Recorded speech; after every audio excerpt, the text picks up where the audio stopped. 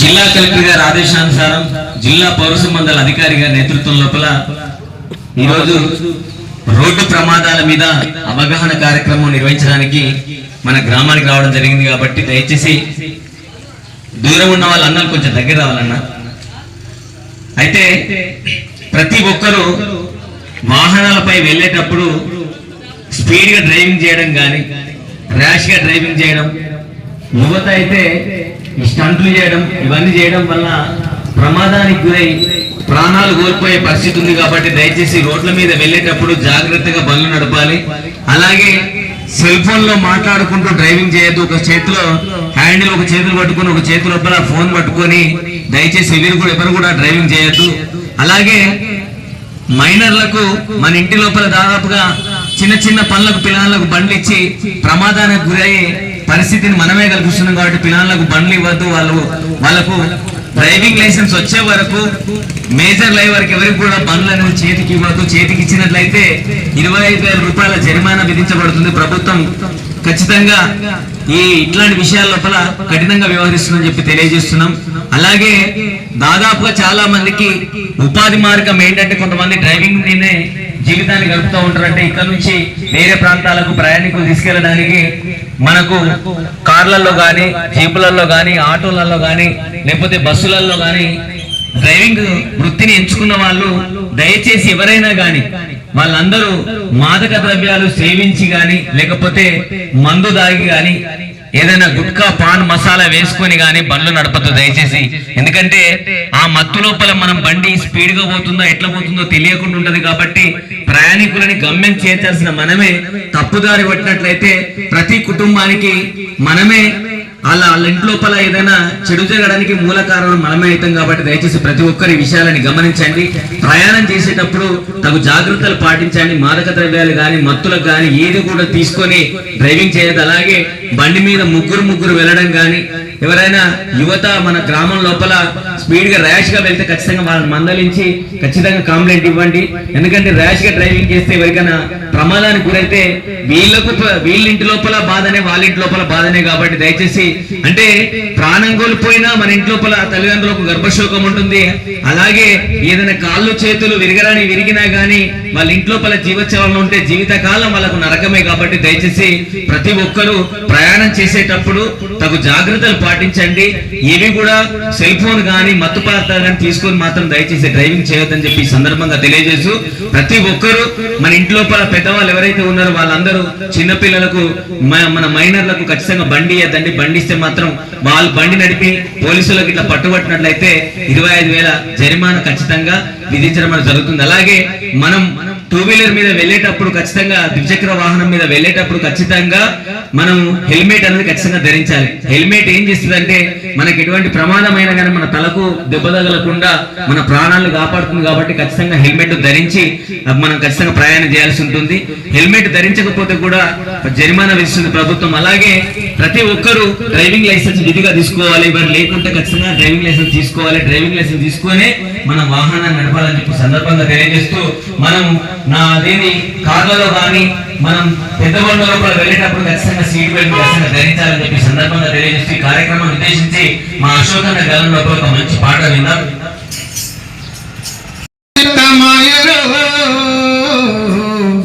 Road ప్రమాదాలు ప్రతిరోజు కెన్నాయను, రహదారులన్నీ రక్త సిద్ధమాయను. రోడ్డు ప్రమాదాలు ప్రతిరోజు కెన్నాయను, రోడ్డు ప్రమాదాలు ప్రతిరోజు చెన్నాయను, రోడ్డు ప్రమాదాలు ప్రతిరోజు చెన్నాయను, రహదారులన్నీ రక్త సిద్ధమాయను. రోడ్డు ప్రమాదాలు ప్రతిరోజు కెన్నాయను, రోడ్డు ప్రమాదాలు ప్రతిరోజు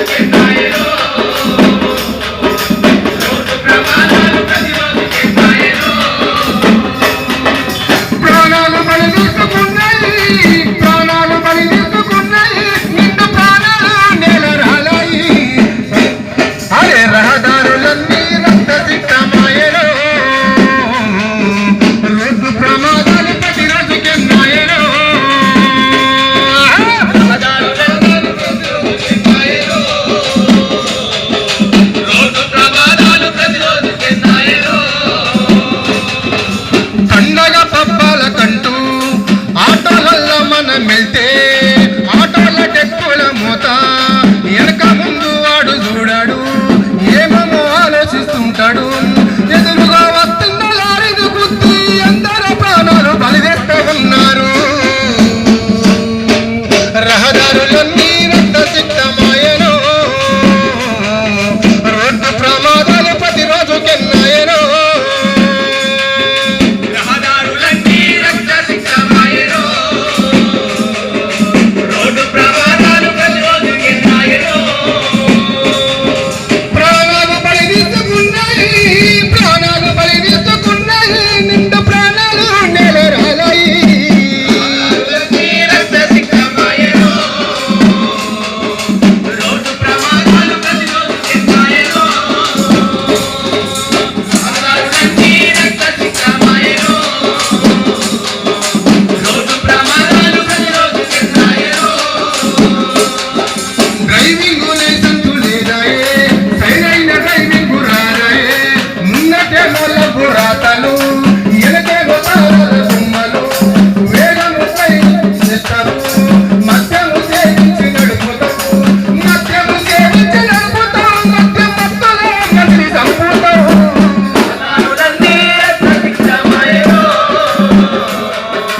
రోడ్డు ప్రమాదాలు ప్రతిరోజు కెన్నాయెను. రహదారులన్నీ రక్తసిక్తమాయెను. రోడ్డు ప్రమాదాలు ప్రతిరోజు కెన్నాయెను. ప్రాణాలు బలి తీసుకున్నాయి, ప్రాణాలు బలి తీసుకున్నాయి, రోజు రోజుకు ఎక్కువ అయ్యేను. రహదారులన్నీ రక్తసిక్తమాయెను. రోడ్డు ప్రమాదాలు ప్రతిరోజు కెన్నాయెను. రహదారులన్నీ రక్తసిక్తమాయెను. రోడ్డు ప్రమాదాలు ప్రతిరోజు కెన్నాయెను. ఎయ్యకు, అరే మందుగా ఈ డ్రైవ్ ఎయ్యకు, హెల్మెట్ పెట్టుకొని నడుపు, ట్రాఫిక్ సిగ్నల్ గమనించు, సెల్ ఫోన్ డ్రైవింగ్ ఎయ్యొద్దు, భార్య పిల్లల మధ్యలో తలుచుకో. నీవే దిక్కని నమ్మినా, నీవే దిక్కని నమ్మినా, వాళ్ళ నమ్మకాన్ని వన్ను వేయకు.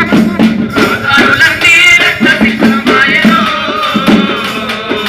రోడ్డు ప్రమాదాలు ప్రతిరోజు కెన్నాయెను. రహదారులన్నీ రక్తసిక్తమాయెను. రోడ్డు ప్రమాదాలు ప్రతిరోజు కెన్నాయెను. ప్రాణాలు బలి తీసుకున్నాయి, ప్రాణాలు బలి తీసుకున్నాయి, నిండు ప్రాణాలు నెలరాలాయి. రహదారులన్నీ రక్తసిక్తమాయెను. రోడ్డు ప్రమాదాలు ప్రతిరోజు కెన్నాయెను. రహదారులన్నీ రక్తసిక్తమాయెను. రోడ్డు ప్రమాదాలు ప్రతిరోజు కెన్నాయెను. రోడ్డు ప్రమాదాలు ప్రతిరోజు కెన్నాయెను. రోడ్డు ప్రమాదాలు ప్రతిరోజు కెన్నాయెను.